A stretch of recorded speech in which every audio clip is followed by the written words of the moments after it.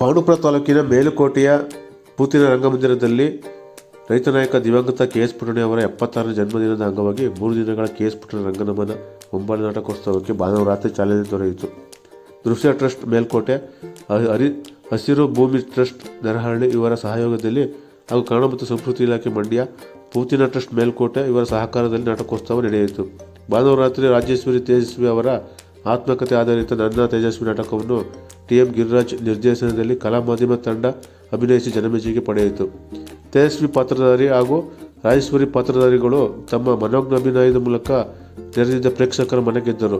December 22ರಂದು Shakeel Ahmed ನಿರ್ದೇಶನದಲ್ಲಿ ನಿರ್ಗಂಧಿತ ತಂಡದಿಂದ ಅಭಿನಯಿಸುವ ಕೊಡಲ್ಲ ಅಂದ್ರೆ ಕೊಡಲ್ಲ ನಾಟಕ ಹಾಗೂ ಡಿಸೆಂಬರ್ 23ರಂದು ನೇಪಥ್ಯ ರಂಗ ತಂಡವು ಅಭಿನಯಿಸುವ ಸಾಗರ್ ಎನ್ ಗುಂಬಳಿ ನಿರ್ದೇಶನದಲ್ಲಿ ಸಾಹಿತಿ ದೇವೇಂದ್ರ ಮೋದಿ ಅವರ ಒಳದಾಳ ನಾಟಕವು ಪ್ರದರ್ಶನಗೊಳ್ಳಲಿದೆ.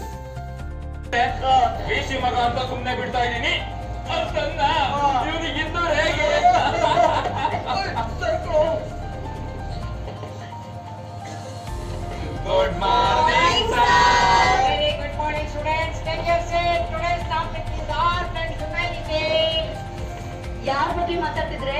ಆ ತೇಜಸ್ವಿ ಬಗ್ಗೆ ಕಡೆ. ತೇಜಸ್ವಿನ ಯಾರೇ ಅವನು?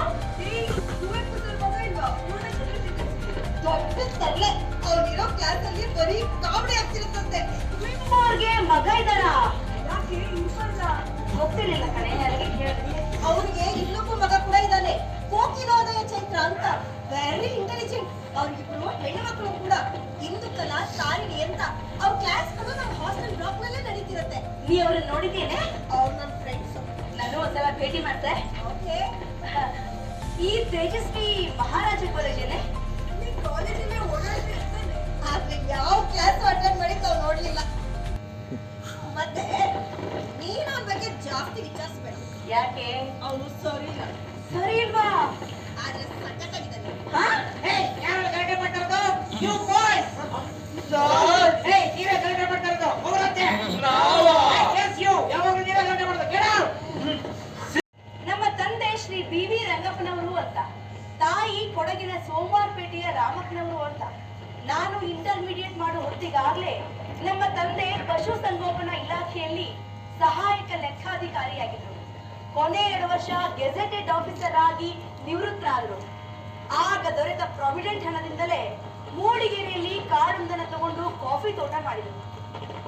ನಾನು ನನ್ನ ಮುಂದಿನ ವಿದ್ಯಾಭ್ಯಾಸಕ್ಕೆ ಅಂತ ಮೈಸೂರಿನ ಮಹಾರಾಜ ಕಾಲೇಜಿಗೆ ಬಂದಾಗ ಕುವೆಂಪು ಅವ್ರ ಬಗ್ಗೆ ನಮ್ಮ ಅಣ್ಣ ತುಂಬಾ ಮಾತಾಡ್ತಿದ್ರು. ನನಗೋ ಈ ಹುಡುಗರೊಂದಿಗಿನ ಕೋ ಎಜುಕೇಶನ್ ಬಗ್ಗೆ ಒಂದ್ ರೀತಿ ಭಯ ಇತ್ತು. ಅದು ಕೊನೆಯವರೆಗೂ ಹೋಗ್ಲಿಲ್ಲ ಅಲ್ಲಿ.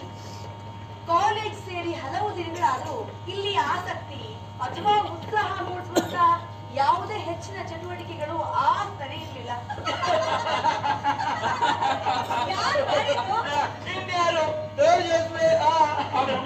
ಬೇರೆ ಬೇಸಿ ಮಗ ಅಂತ ಸುಮ್ನೆ ಬಿಡ್ತಾ ಇದೀನಿ. ಇವನಿಗೆ ಇದ್ದು ಹೇಗೆ?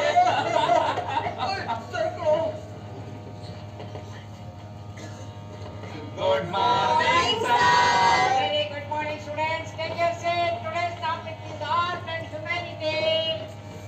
ಯಾರ ಬಗ್ಗೆ ಮಾತಾಡ್ತಿದ್ರೆ? ಆ ತೇಜಸ್ವಿ ಬಗ್ಗೆ ಕಡೆ. ತೇಜಸ್ವಿನ ಯಾರೇ ಅವನು?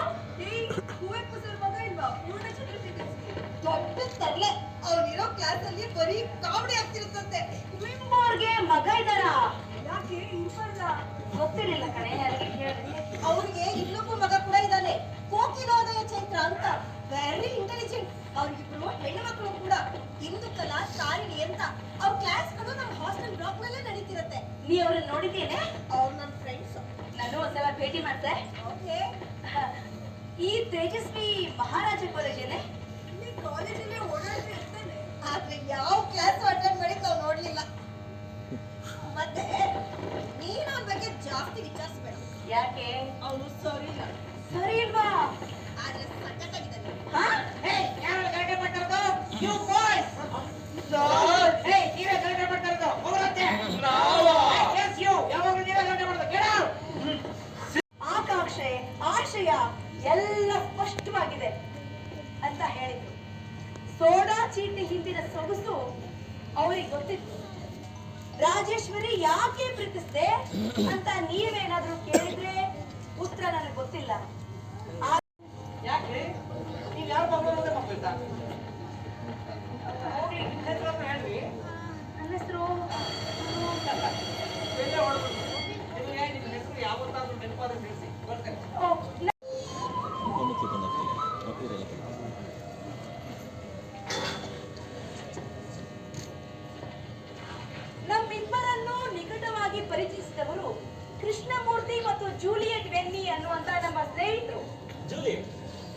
ರಾಜೇಶ್ವರಿಗೆ ಅಡ್ರೆಸ್ ಹೇಳಿದ್ಯಲ್ವಾ?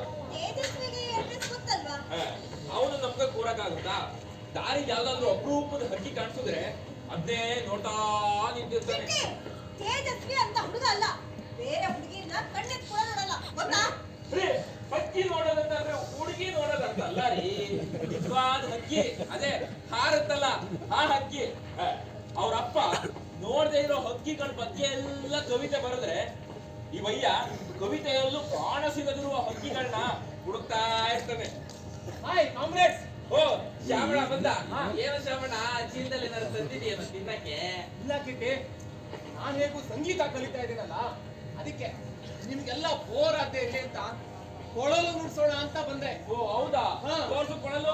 ತೇಜಸ್ವಿ ಕೊಳಲು. ಕೊಡಲ್ಲ. ಶ್ಯಾಮಣ್ಣ ಕೊಳಲು ಅಂತಾನಂತೆ. ಶಾಮಣ್ಣ ನಿಜನಾ? ಶಾಮಣ್ಣ ಇದ್ರು.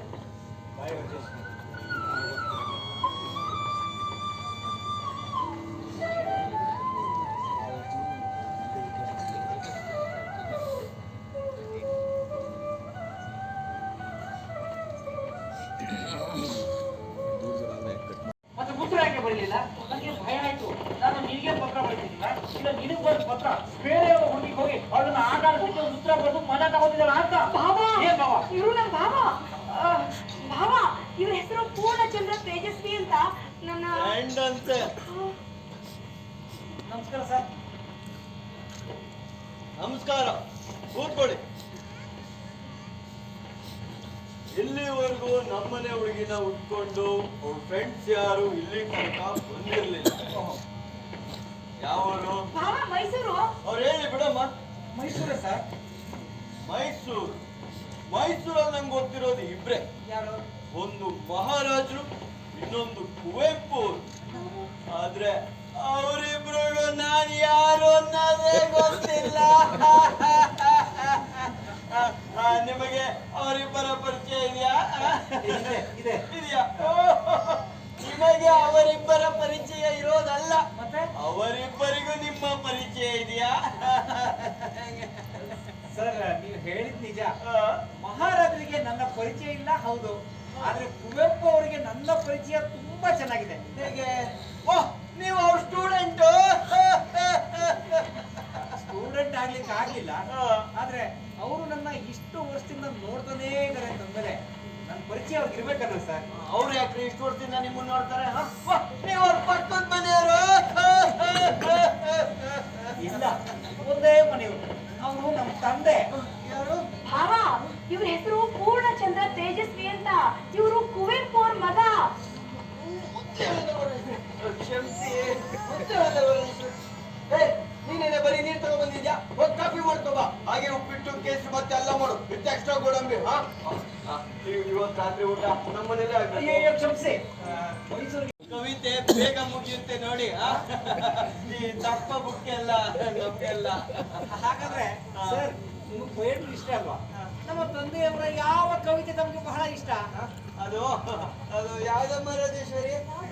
ಮೊನ್ನೆ ಮಕ್ಕಳೆಲ್ಲ ಗ್ರೌಂಡ್ ಹತ್ರ ಆಡ್ತಿದ್ರಲ್ಲ, ಬಹಳ ಚೆನ್ನಾಗಿದೆ ನೋಡು, ಗೊತ್ತಿಗಿದೆ. ಯಾವ್ದಮ್ಮ ಅದು? ನೂರು ದೇವರನ್ನೆಲ್ಲ ನೂಕಾಚೆ ದೂರ.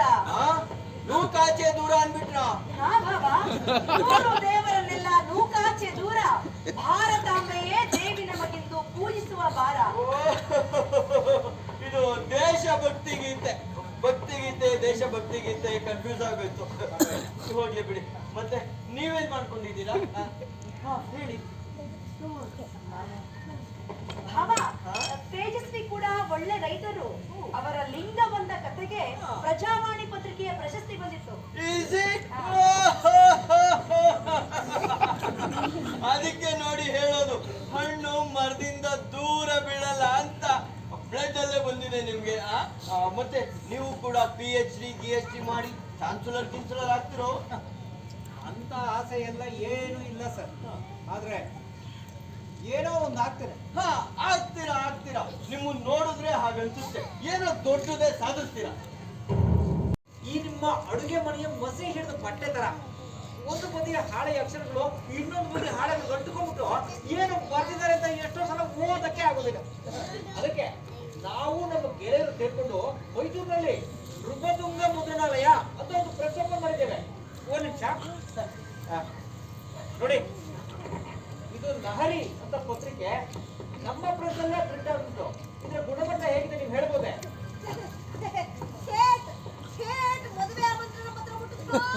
ಆಮೇಲೆ ಅಲ್ಲ ಮುಂದೆ ಏನ್ ಮಾಡ್ಬೇಕು ಅಂತಿದ್ದೀನಿ ಎಲ್ಲಾದ್ರೂ ಮೇಲೆ ನಿಲ್ಬೇಕಂದ್ರೆ ಹೌದು, ಇದ್ರ ಬಗ್ಗೆ ಮಾತಾಡೋಣ ಅಂತ ಅಂದ್ಕೊಂಡೆ.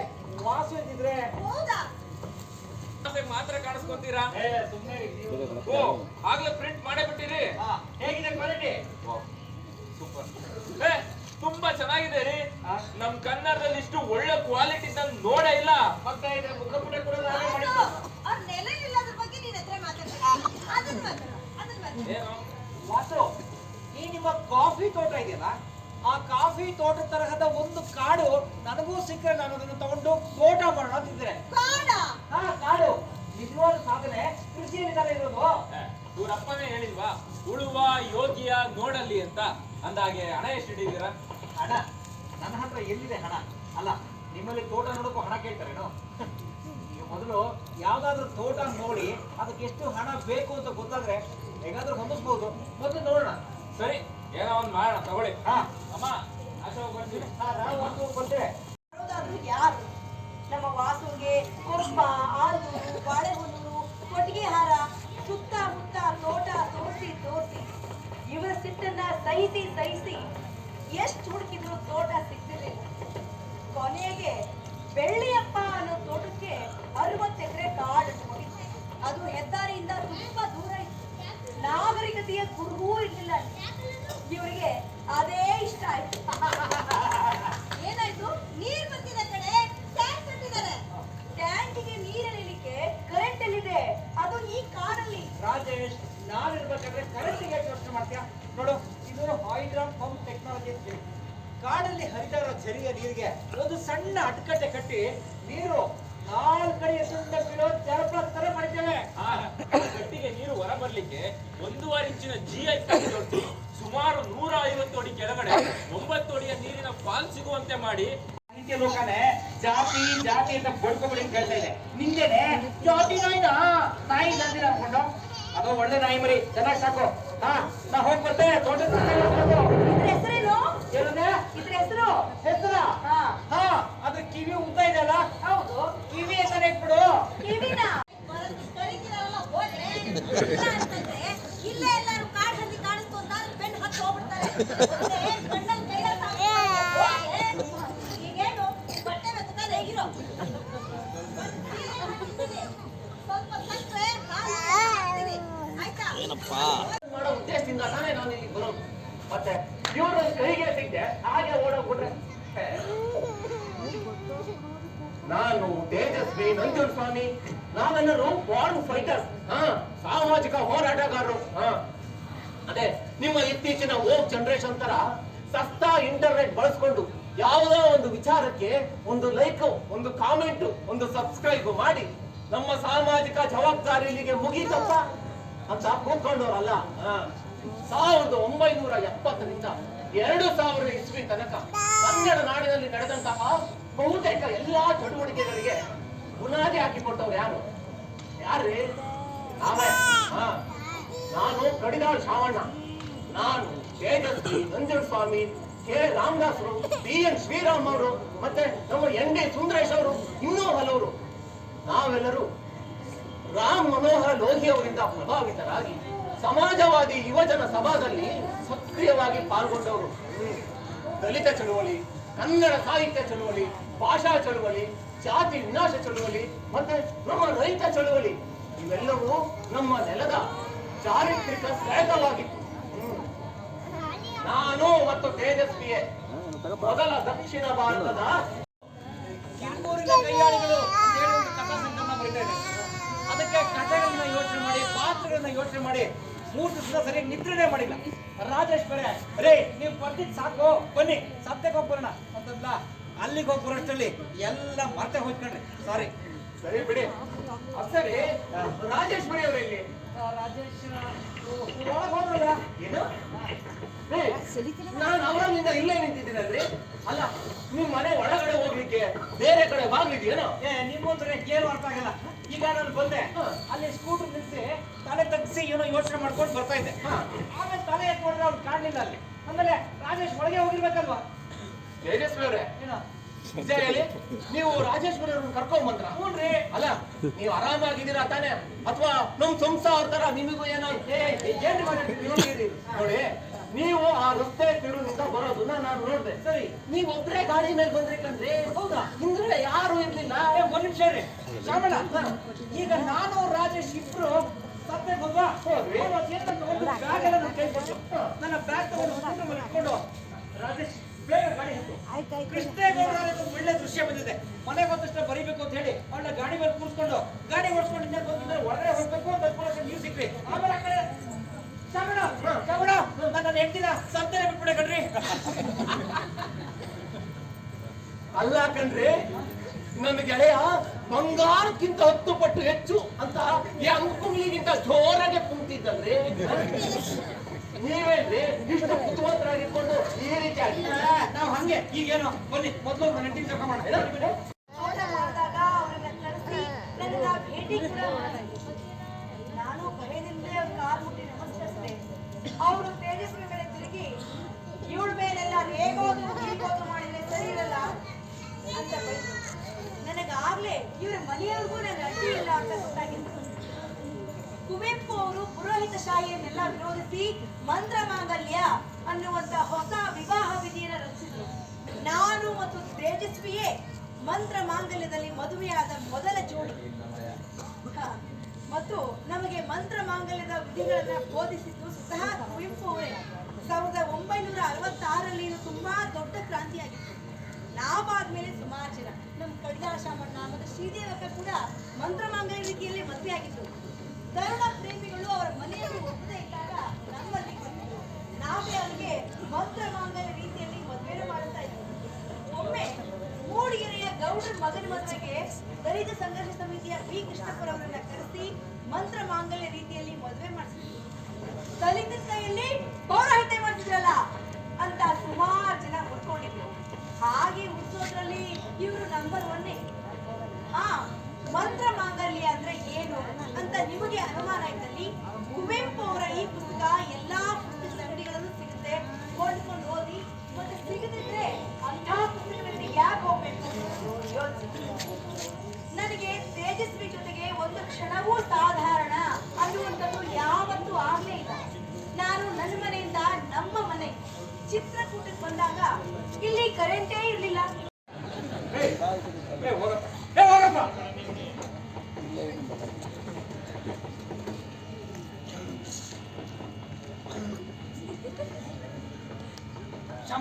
ಶ್ರವಣ ಒಂದು ಕೆಲಸ ಮಾಡಿ, ಈಗ ನೀವು ನನಗೆ ಬೈಯೋಕೆ ಶುರು ಮಾಡಿ.